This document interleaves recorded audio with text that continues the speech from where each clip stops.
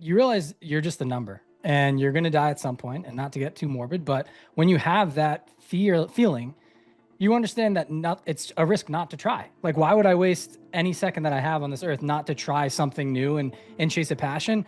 Welcome to the Infinite Financial Freedom Podcast, where we empower you with financial literacy and guide you on your journey to financial freedom. I'm Josh Mettle, and today I am here with Cory and Ryan, founders of the Wealth Juice podcast. This is going to be really fun. I've been a fan of their podcast, listened to 3 or 4 of those just last weekend, actually, and I'm excited to have these guys on because they bring forward with them the experience of interviewing over 300 entrepreneurs, investors, and they're going to bring all of that wisdom to us today. Now, in addition to that, these guys have put together over 80 rental units in their investment portfolio while running full-time W-2 jobs. So we get the best of both worlds. We get guys that are coming out of the W-2 world, becoming entrepreneurs, running a podcast, have investment properties. There's a wealth of knowledge from guys that are actually doing it right now. So without further ado, Cory and Ryan, thanks for being here, guys. This is awesome, man. Thanks for having us, Josh. We don't often do the live ones. I'm excited for this today. So thanks for having us both on. It's going to be a lot of fun. I'm stoked for it. 82% of entrepreneurs say that the lack of access to capital is holding them back from growing their business.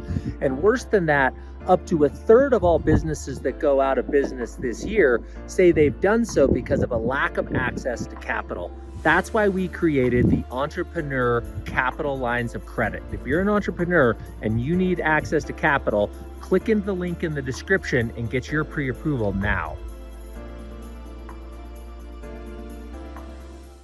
All right, so your guys' background is pretty fascinating to me. So just let's start with, how did you get interested in making this jump from kind of like traditional W-2 path towards self-employed real estate investor path? Give us a little bit of the highlights there.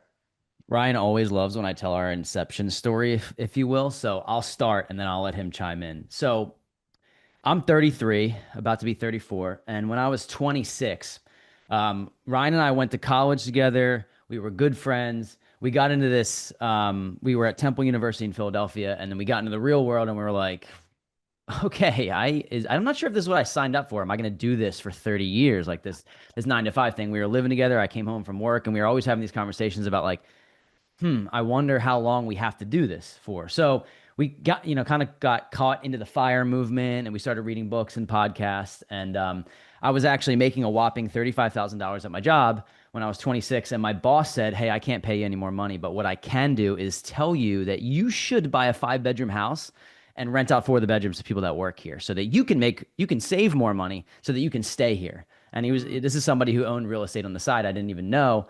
And that sparked my real estate investing journey. I didn't listen to him exactly, but I bought a 3-bed, 2-bath, lived in one of the bedrooms, went from paying $1,000 a month in rent to living for free. I brought my roommates with me.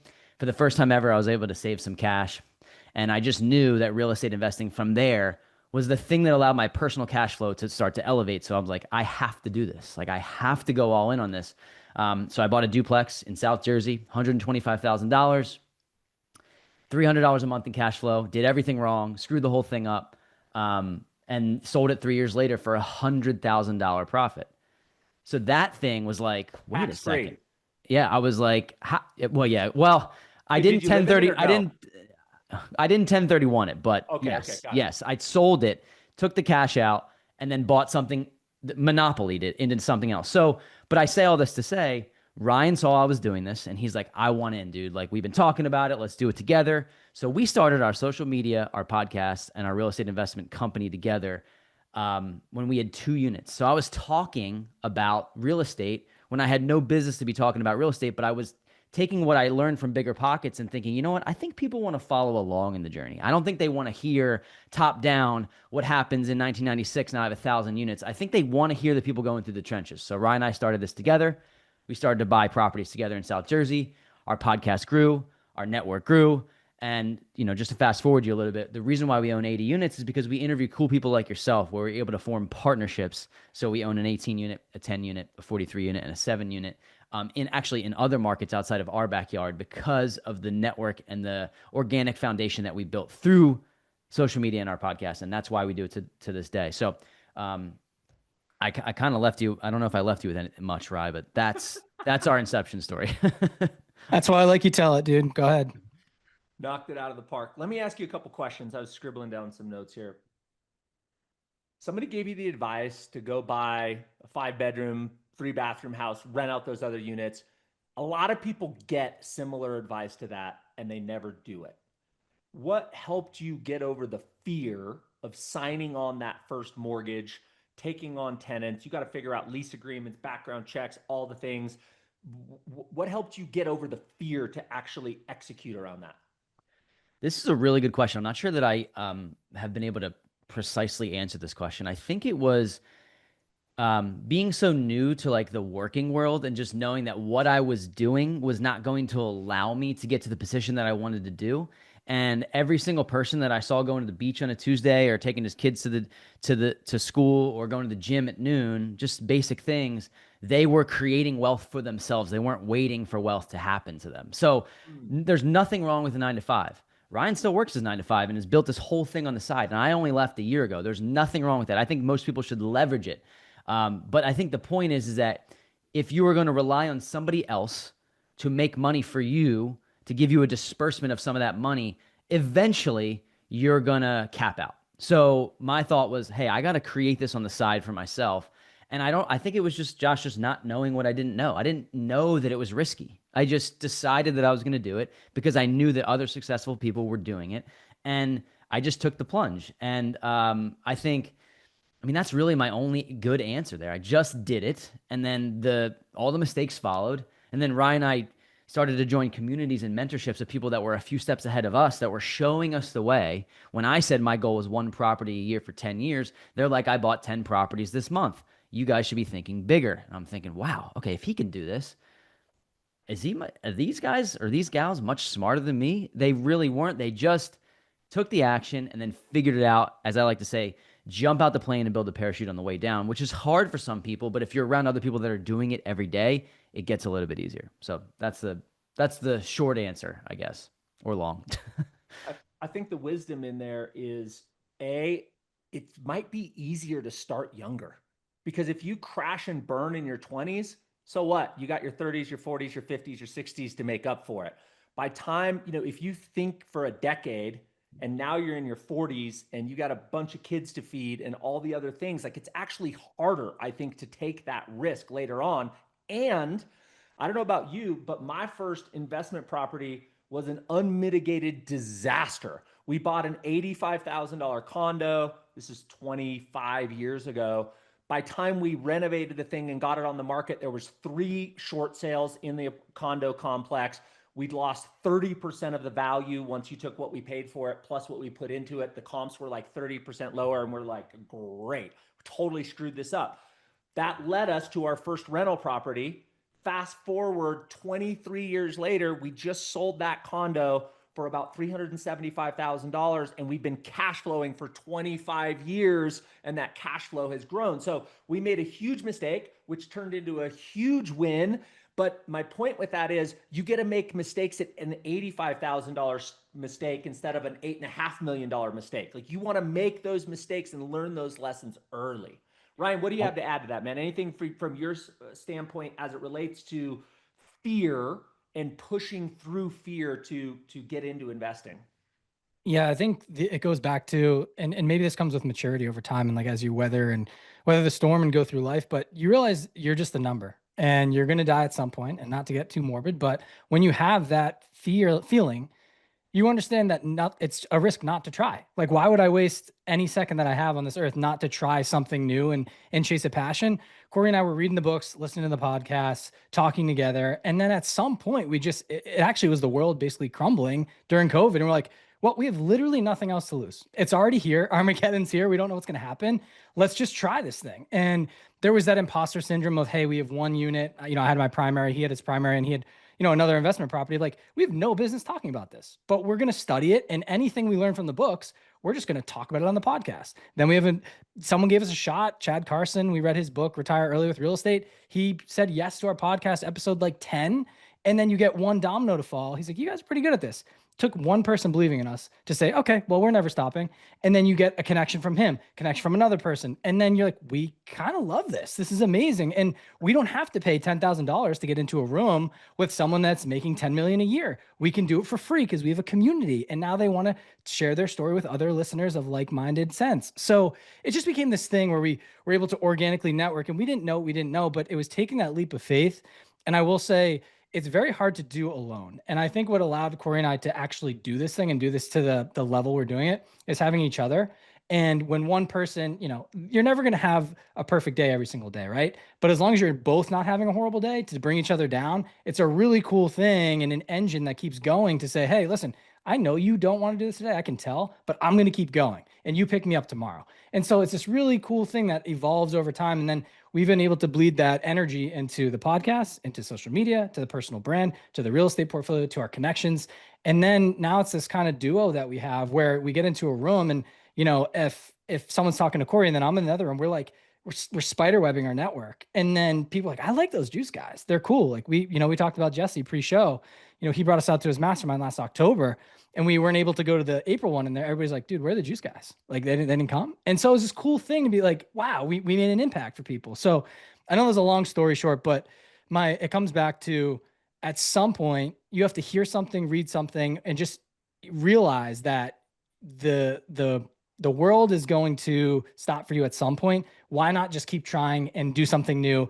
And if you realize other people, like you said in the beginning of the episode, not to draw this out, it really hit me too. It's like, why are there other people driving the Bentleys and the Lamborghini? They're not that different than me. How can I channel certain chips on my shoulder to do what they do? Maybe I came from a little bit of maybe a better background than them. And I view people that come from absolutely nothing as, hey, they have nothing else to lose. They have a bigger why than me.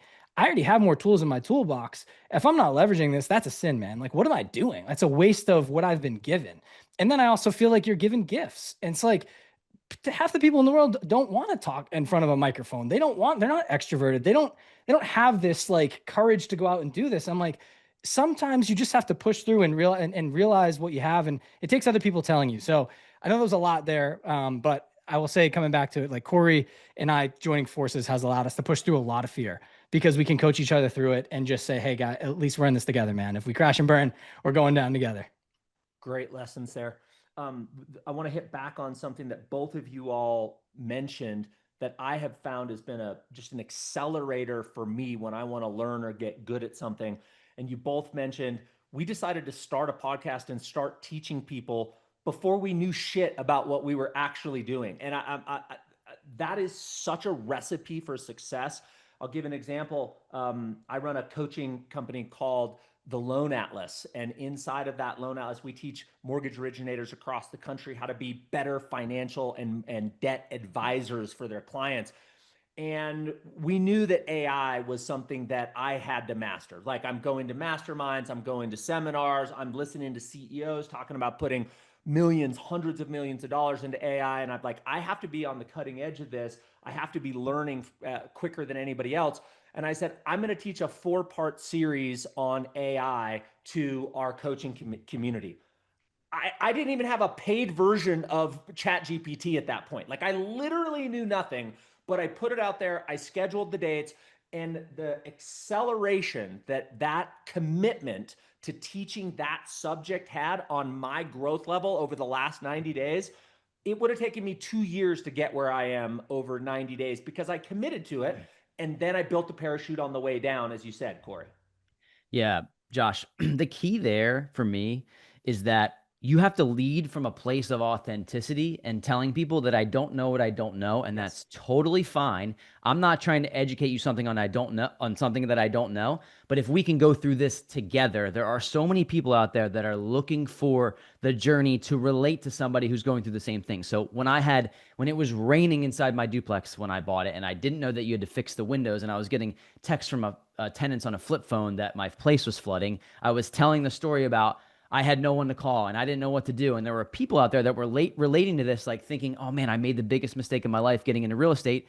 And then all of a sudden I realized it was a $1,200 fix and that property made me that $100,000 in 3 years. So the point of that, all that is if you're leading with authenticity and you're saying, hey, this is just our journey. I'm just going to be me and tell it like it is. I think everyone, most people will relate way more to that than somebody that's trying to preach the good word of something that worked 25 years ago that doesn't work today. So that's why we created what we created, and we continue to do it today. We're buying in a different capacity, and now we teach people how to get their first property because of how much that changed the trajectory of our lives. So that is, I think that what my point is just leading with like, this is me, take it or leave it. This is how I am. And also trying to do good for others and bringing other people along with us was huge. That lack of perfection and I have it all figured out is so damn attractive because people are real. They know that they're flawed and they would rather learn along somebody that's going through that journey. I couldn't agree with you more. I want to go back to this topic of fear for just a second. And then I want to move on to some of the biggest lessons that you guys have learned with over 300 podcasts now under your belt. I believe that people by and large are in this state of analysis paralysis, meaning they analyze so much they never jump out of the plane, and all the lessons are learned in building the parachute, as you said. That's such a great analogy. And I think one of the reasons why people get stuck in analysis paralysis is because the mainstream media is always trying to trick us. This was an ad that came over the Wall Street, came over Market Watch this morning. And the title is Google searches for help with mortgage haven't been this high since 2009. The uptick in interest in mortgage help has raised fears that another foreclosure crisis is looming. So, you know, on one side, I'm listening to Wealth Juice. I'm listening to the Infinite Financial Freedom podcast. I'm listening to all these people have success. And then I open this up on my iPhone in the morning and I go, oh, I better analyze some more. What people need to understand is this is clickbait. They put these types of headlines together without the full story so that it scares you into reading the article. Your job as an entrepreneur, your job as an investor is to think beyond this, to recognize what it is and go, okay, let's do some research. So in 30 seconds this morning, this is the research that I pulled up. I went to the Fred website, which is the Federal Reserve Bank of St. Louis, puts out all this incredible data for free from the government. And this shows you delinquency rates on single family residential mortgages. We are right now at 1.79% delinquency rate as of Q2 2025. It alludes to us being in a similar position of 2009. Sorry, Q2 2009, the delinquency rate was at 8.57%. So 700% higher in delinquencies. These two things have nothing to do together. Let's look at equity. This is household owners' equity in real estate. If we go back to 2009, you had, where are we here? Q2 2009, there was $9.4 trillion worth of equity in the US housing market. Today, $36 trillion in equity. So your foreclosure rate is a pittance of what it was in 9. Your equity is 4 times as great. And how about the housing credit availability index? This basically looks at the risk of mortgages being sold out there in the marketplace, both in terms of product risk, like is it stated income, stated asset, is it a negative amortizing loan, does it have a prepayment penalty? All those factors add risk. So this is product risk. And then there's borrower risk. Borrower risk is what's your credit score, what's the loan to value, those types of things. So the higher the number, the higher the risk of the mortgage. And you can see we got a little out over our skis here from 2005 to 2008. The risk was very high. The mortgages being issued today and over the last really decade is the lowest risk mortgages ever, like ever in record. So my point with sharing this data is you've got to get, as an entrepreneur, as a investor, as a risk taker, your job is to see those headlines, and your first thing that should cross your mind is bullshit. And you should get good at doing your own research and debunking that kind of stuff, because otherwise you get stuck in that paralysis stage forever. Well, Josh, the media holds value in attention over truth. And I think anyone with a brain that's a free thinking person understands that, because clicking means dollars for advertisers. It doesn't necessarily have to be truthful.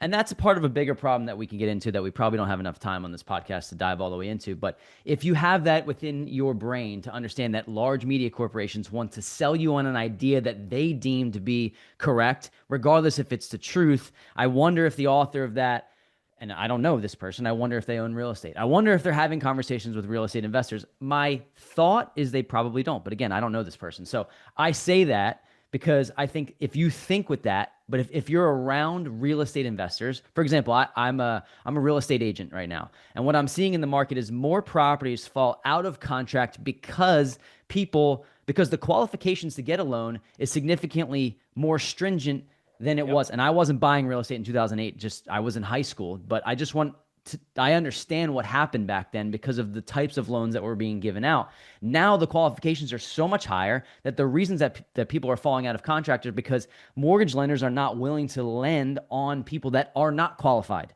So if that's what what they were referring to in the article, that's very, very, very different than saying that people need help and there's about to be another foreclosure crisis. So I think that getting around people who are in the game like yourself, like Ryan and I, to have the understanding of what is actually going on, boots on the ground. And by the way, sub-markets, tertiary markets, all of this matters. There is no one market. So to me, that's my response to that, is that you have to understand who you're getting the information from.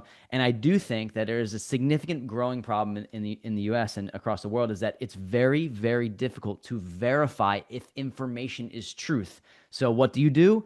You talk to the people. That, as opposed to you get off the apps and you talk to the people, and you can use the apps to connect with the people in real time. So go ahead, Ryan. Yeah, I have one thing to add to this too. I think there's a trust or a truth epidemic going on right now with social media. You have TikTok, Instagram, Facebook, but you see all these reels, right? And there's always people flaunting the cars and the big houses and things like that. Half the time it's rented, half the time they don't own them, and it's all marketing. That's exactly the article. All you're showing me is a different way of marketing. It's just trying to grab attention, pull you in to read it, scare you. And the scary part is here, like, the wealth gap is widening. And this is one of the things that I'm really passionate about today, is like, we're seeing the debasement of the dollar happen so quick between our eyes. And like, this is the wealthy or the people that study this, we see this, and the common person doesn't. They're like, oh, eggs are expensive. But for me, it's like realizing they're just continually printing money anytime we get into a problem. And there's this huge debt pile that we're not going to get out of. There's got to be some sort of solve. And there's one way, there's a couple different ways that are kind of attractive to do this. But one of the solve for the average person is to invest in real estate.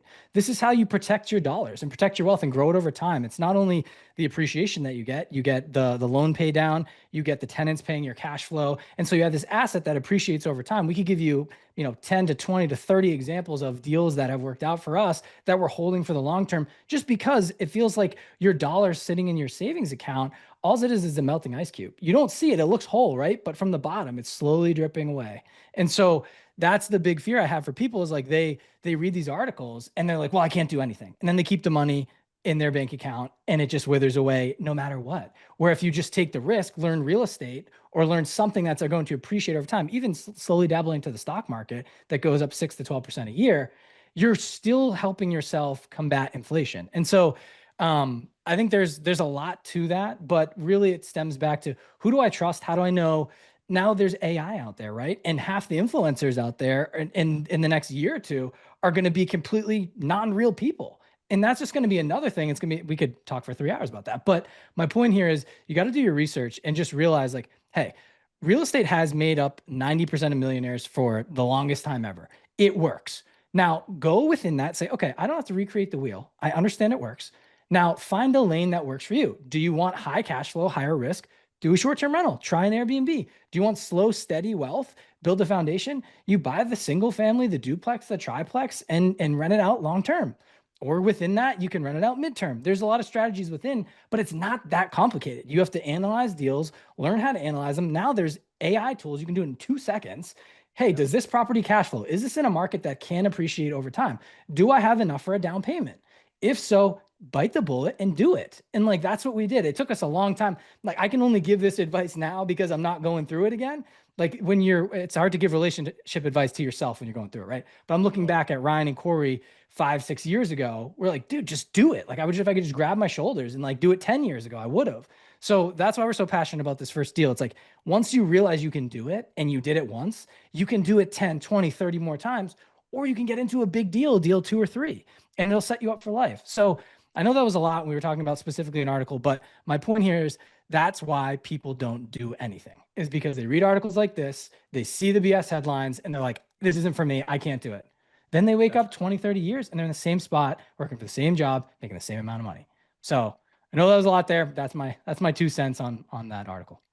No, you're spot on. Inflation is absolutely robbing the value of the dollar. If you look back to when the Federal Reserve was created in 1913, we've lost 98.5% of the value of the dollar. Think about that for a minute. 98.5% is gone. So what is the smart money doing? To your point, Ryan, they're moving out of dollars as fast as they can. That's why the stock market's at an all-time high. That's why Bitcoin's near an all-time high. That's why gold's at an all-time high. And inflation is a friend to real estate if you are the owner, because not only is it pushing up the price of the real estate, but more importantly for long-term holders like us, it's pushing up the rents. So your mortgage payment stays the same, your rents go up, the delta is your cash flow every single year, and that delta growing hedges you against inflation. And oh yeah, you don't ever have to sell the asset. You can hand that down to your kids. And if you're smart and you do it through trusts and things like that, you can escape taxation and you just live off that interest for the rest of your life. So most people fear inflation. If you own a bunch of assets, you're kind of like, this is awesome. My rents, the first apartment building I ever bought, guys, the average rents were $285 a month. They now go for $1,595. And I charge for pets, and I charge for parking, and I charge for storage. That's 20 years of appreciation of rents. It's more than a 5X. It's crazy. Okay, enough about me. You guys have built an 80-unit portfolio while working full-time W-2 jobs. I know, Cory, you transitioned into full entrepreneurhood last year, but how the hell did you do that? Well, this was a lot of trial and error, Josh. I would say that what we did in the beginning was we just did the single family. Ryan and I would literally save up our cash, deploy it, save up our cash, deploy it. And we would buy duplexes, single family, triplex in and around our market. And once we built a good enough team, we were coming up on episode 100 of our podcast, and people were saying, like, you guys are getting kind of good at this.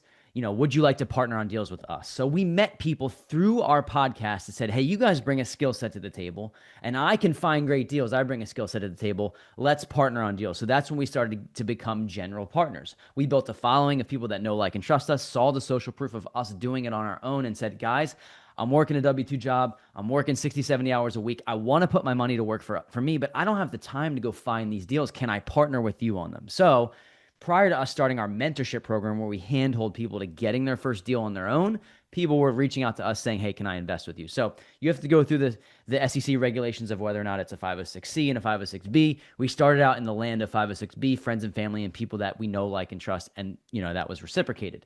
So we partnered on a couple projects in the Northeast, an 18-unit in New Hampshire, a 10-unit in Vermont, and then 2 projects in the Pocono Mountains in Pennsylvania, like a 7-unit bungalows that are rented out as like short-term rentals, and then a 43-unit like boutique hotel that we also rent out on Airbnb. And these are long-term projects, but we understand that we met a few people that really had the vision for creating sustainable long-term wealth, and then our limited partner investors jumped in and joined with us. And that's how we were able to grow our portfolio quickly, because Ryan and I thought, well, we could probably try to buy duplexes and triplexes and figure this out on our own, but it would take us a lot longer than if we partnered and parlayed our skill sets with other people who were doing this full time, who could beat us to the better deals. So the collaboration, as opposed to the competition, allowed us to get into larger projects. And then we still have our portfolio of our own, some of which we've sold off, some of which we'd played monopoly into other deals.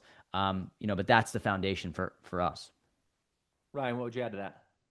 I mean, I think you nailed it, to be honest with you. It's really just leveraging your skill sets. And it goes back to proving to yourself that you can do it. That's one thing I want to hone in on here is like once Cory and I got our first deal together, we realized, first of all, we bought our primary residences. And so we're like, okay, we know the process of buying a home, right? And it's not super complicated, but it is a process. So you're like, okay, I got over the hump. I did it once. I understand how the process works. Now it's like, how do I find one that's going to generate revenue? So then we go in together. We put both of our risk tolerances into this, right? We both like set up X amount of cash. We said 50-50, we're going into this. So we forked up dough, tried it, had to build a business around it. There's not just like, hey, you set a tenant in there, forget it. You have to manage it. You have to have SOPs. You have to have, eventually we hired a property manager after we knew how to manage it ourselves.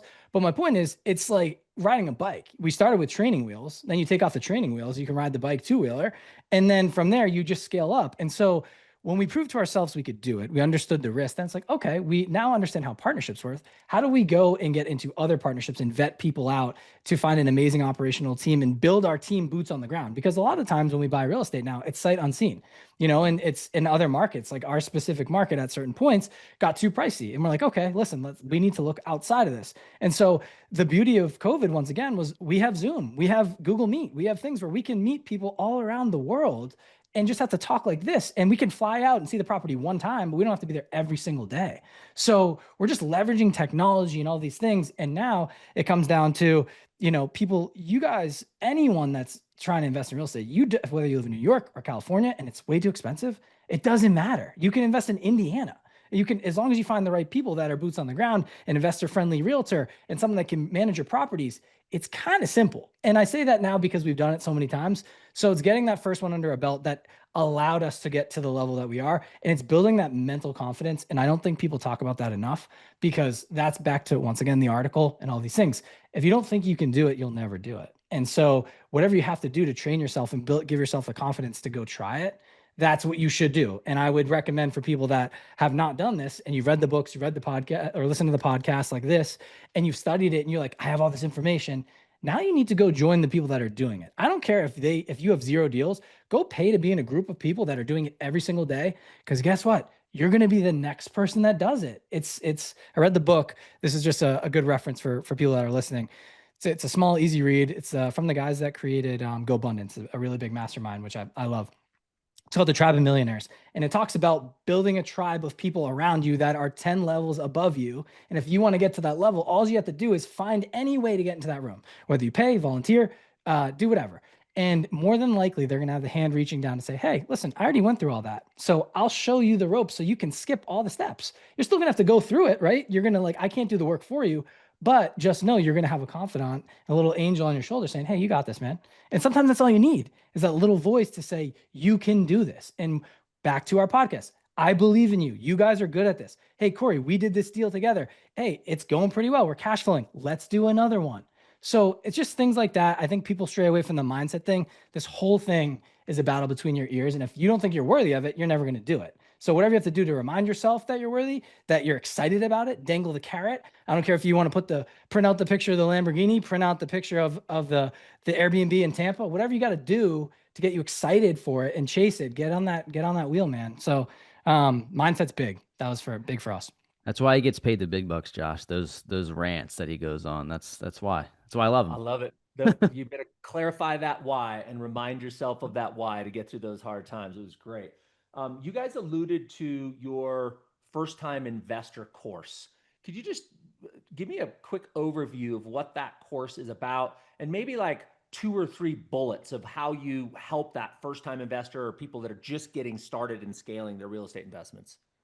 Well, Josh, you know how courses are perceived on the internet, right? So we kind of like to stray away from that. It's actually not really a course. It's a direct mentorship program that Ryan and I help you within the next 3 to 6 months get your first rental property. Now, if you have 1 and you want to get to 2, come to us. If you have 12 and you want to get to 30, go to somebody else because they can help you better than we can help you get in the game and get you started and hit that rocket ship button. But what we do is we handhold you through an 8-pillar system of how to get your first deal done. And that comes down to the mindset piece, to the analyzing deals, to building your team, to creating the actual roadmap that helps you get there. And then we give you and we plug you into our entire network that is the team that gets you done. And we have accountability calls every single week to help you get there. And you're talking to us. We're not putting you with people that we've built this massive organization. It's me and Ryan, along with other investors in our network that have seen success over the past year, helping you directly get to your first deal.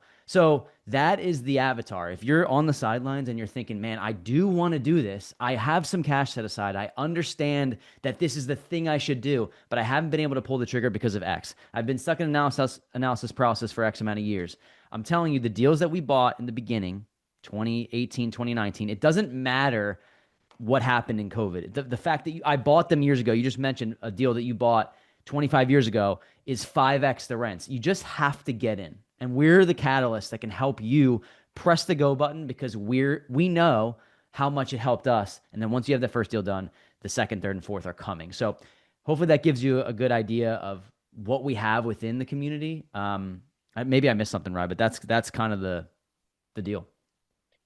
So I believe given a long enough time horizon, anybody listening to this podcast could figure it out, right? If you've got 20 years, for sure you can figure it out. But why in the world would you want to learn a lesson and learn a path over 20 years when you can learn it over 12 months or 6 months? I tallied this up last year, and I've calculated that I've invested over $1 million in coaching groups, masterminds, live events.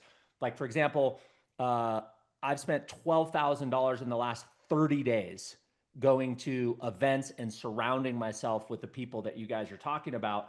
I just came back from the All In Summit. Have you guys ever listened to the All In podcast? Yes, I've heard it. I've not too many episodes, but I've heard the podcast. Yeah. They're like billionaires scaling massive businesses, and Elon Musk was the headliner speaker there.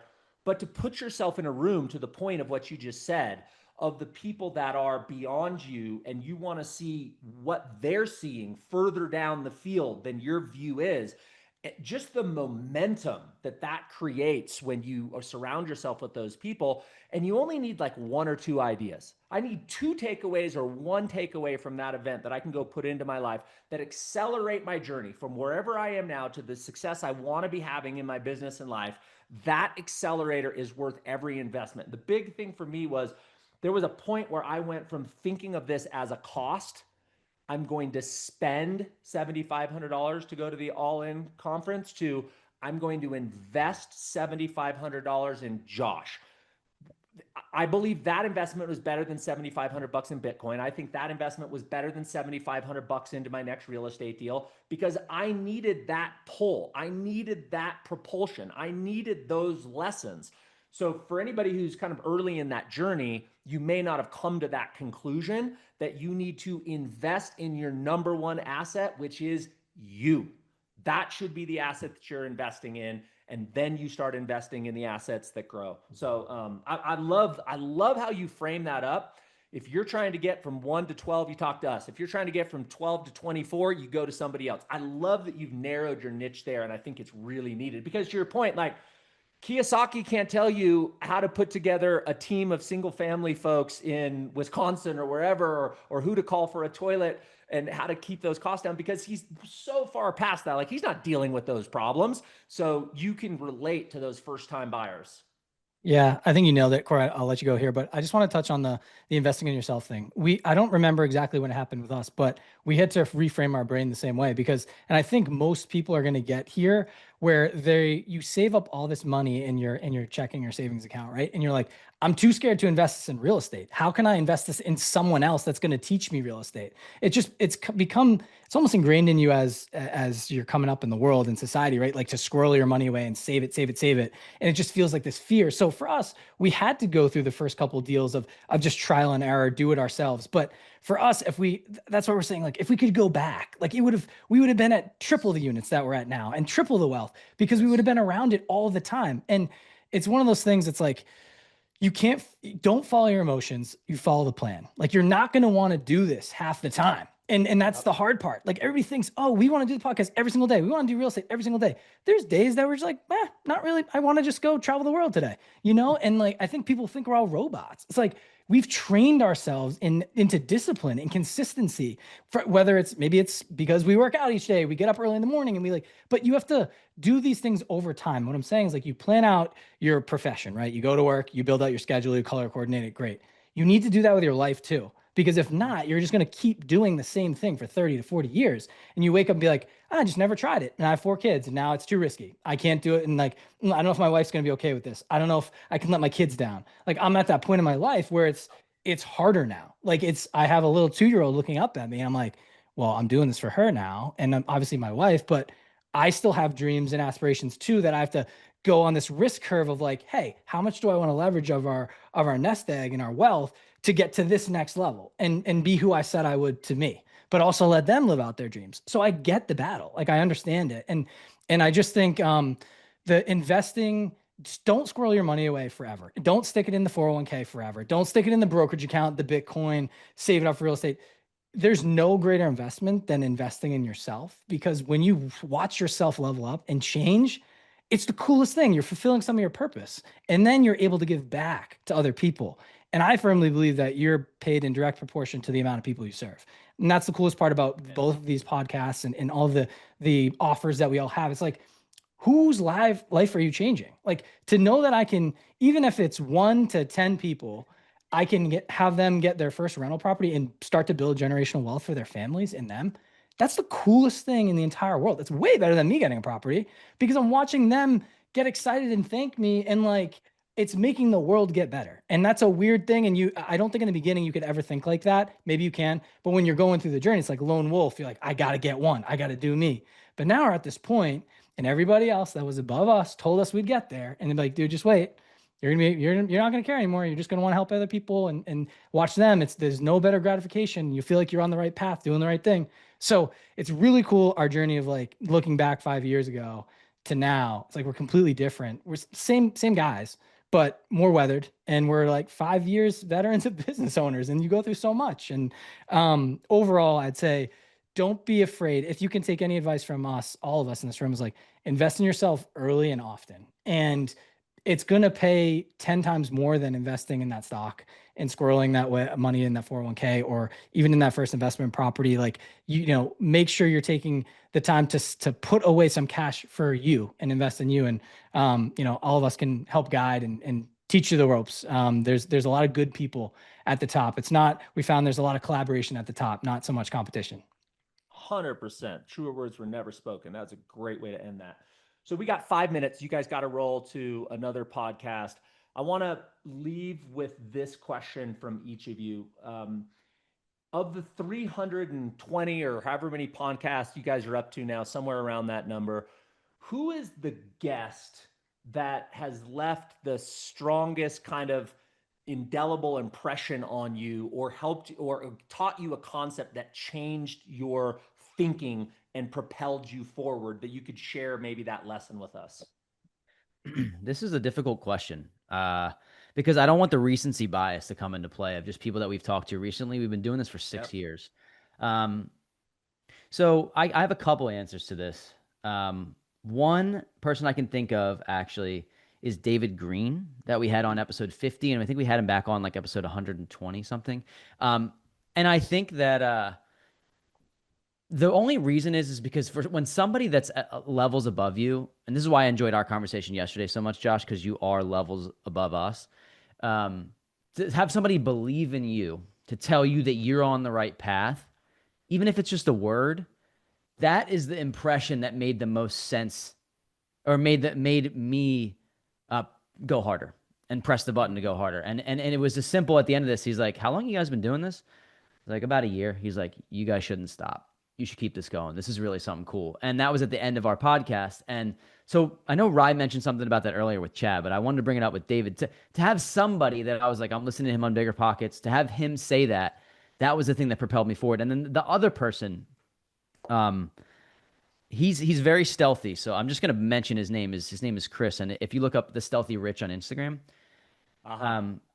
some people know. If you know, you know. But he has, when somebody takes the podcast conversation offline and then they dive into your world and give you real life advice and you text back and forth and you have calls and conversations and Zooms and they take a vested interest in your success, that to me has had the most impact on me. And he's built a real estate portfolio of over 100 units. He's pivoted some of that to Bitcoin, and he was telling us about the thought process of how he became a deca millionaire wherever he is. Don't quote me on that, but he's very wealthy. And I've thought about how those people have reached down to us, if you will, and pulled us up. So it's not necessarily a conversation or a word or a phrase or a quote, but more so the people that have a vested interest in watching us succeed and recognizing that maybe there is a little talent there with these guys. I'd love to stay in their world. So that, to me, that's the biggest impact. And I don't know if I totally answered the question that you were asking, but that's where I went. That's where my brain went with this. It was a great answer, and you guys should go to Wealth Juice right now and look up those 2 episodes. I listened to The Silent Millionaire, but not the one with David Green. So I'll go listen to that one next. I have 2. I'm not trying to cheat here, but I have 2 as well. So, and they're different than Cory's, which is cool. It's awesome just to hear who impacted. I actually wouldn't have picked David for Cory. I love that. So they were great episodes for me. And I don't like just always pushing it back to bigger pockets, but for us, these were the guys' names in shining lights that we looked up to so much. And when we had Brandon Turner on our podcast, I finally felt like, wow, we made it. And there's nothing cooler, at least for me, going through this journey, when I've read all the books that they've written and you get to talk to them face to face and realize they're just a human being that took a massive amount of risk and made it and is just a good human being. He was the coolest, nicest guy, also complimentary, but to see him across the screen from us, from his Maui little shack that he does his podcast in, I was like, damn, like, we made it, dude. And we had amazing questions. He complimented us and he had amazing answers. And I go back and I listen to that episode all the time. And it's just a piece. It's funny to listen to where we were on our journey at that point. I used his book, the book on rental property investing, as my Bible when the first 4 years. I had it in my passenger seat of my car and I was highlighting it. I'm like, dude, you paved the way for me. And you showed me that you can also do the podcast thing too. So Brandon Turner, bar none for me. Another one that maybe not everyone knows his name, but it's actually, it's how we got connected here. And it's one of our friends. His name's Jesse Ray. And our relationship with Jesse actually started, he was cold DMing us as we were going through the journey. When we, had a couple of units and then we scaled up and he reached out to us. He said, hey guys, like, love your podcast. Another 3 months go by. He's like, hey guys, thinking about buying my first unit. Hey guys, bought my first property and I'm running it as a co-living. I'm going to net about 70 grand this year. And I was like, damn, this guy's doing it. And he's telling us what he's doing. He's like, just want to give you a shout out. Thanks so much for being so impactful for me. You're my mentors without even knowing it. I'm like, dude, this is the coolest thing. Who is this guy? I don't know. Then we get one more message from him. And he was like, hey guys, Jesse checking in again here. Just to let you know, I got my second property. I'm also running it co-living. I'm about to net 180 this year on both my properties. I have retired officially from the W-2 and I wouldn't have been able to do it without you guys. And he did it before we left ours. I was like, dude, this is why we're doing it. This is 100% why we're doing the podcast. And you know what? We said, Jesse, what's your cell phone? Let's hop on a Zoom. We met face to face immediately after that, asked about his whole journey. He started Growth House and he has the Growth House podcast. You guys should all go listen to that. But then from there, he also was like, hey, I'm starting to host meetups and live masterminds. This is before we started our mastermind. He's like, you guys should come out and, come to the mastermind. And he's like, maybe there's a way for us to join forces. And in October of last year, we co-hosted his mastermind with him, our branding together. We had our logos up. We interviewed like 16 people out there. When they would come, they'd pull up in their really nice cars. He mostly had 7 to 9 figure entrepreneurs, as you may know, Josh. And we had the Lambos pull up, the G-Wagons, people that were like, this is what I got I want to be around those people. I'm like, to the point of hey, these guys have this. I want the big life. I want to know it's possible. They're pulling up, the drones are flying around, shooting videos. And then we're interviewing them on the podcast. And I'm like, that's me. That's what I want. And to have it so close and touch it and be part of it. I said to Cory, I'm like, dude, I feel like we made it, dude. This is it. If we can just transition and do this full time, then we're good. I'm good. So those 2 people, Brandon was the motivational, hey, the mentor, like the person, like they say, never meet your heroes. Like, well, I met him and he was a badass and he was awesome. And then Jesse, someone that we impacted, and now he's impacted us a ton, allowed us to meet Josh. Like, it's full circle, this whole thing. And I firmly believe like things happen for a reason. You meet certain people, they impact your life. And just to put a bow on it, like go listen to the Growth House podcast. And the episode with Brandon Turner was amazing too. So Jesse's also been on our podcast. You guys have had him on your podcast, so you should go listen to those interviews where we're interviewing Jesse. I think you'll learn a lot from him. And if you're interested in going to this event that they're alluding to, it's called Immersion. So find Jesse Ray on Instagram, follow him, DM him, tell him you're interested in Immersion. In closing, guys, where the hell did an hour go? Like, this was a really great podcast. You guys got a jet. How do people find you and keep up with you and learn from you? The best way to get in touch with us is Instagram. If you want to talk to us, we reach out to all of our followers. So follow us on Instagram at Wealth Juice Official. You'll see it's co-branded Ryan and I. My face is on there a lot. I'm doing a lot of reels. And we post every single day there. And then the Wealth Juice podcast. You want to get to know us for an hour and a half. You really want to dive in on what we got going on and the guests we have on the Wealth Juice podcast, wherever you listen to podcasts, YouTube, Rise and Mastermind behind our YouTube, the Wealth Juice Official on YouTube. But Instagram and the podcast is the best place to get in touch with us. And we look forward to developing relationships with anyone listening. That's what we do, is we build relationships, we amplify voices, and we help people get in the real estate game. So thanks for having us on, man. This is awesome. You guys are studs. This was a super fun podcast. Let's do it again. You guys got to get out of here to go to your next podcast. Thanks for hanging out with me today.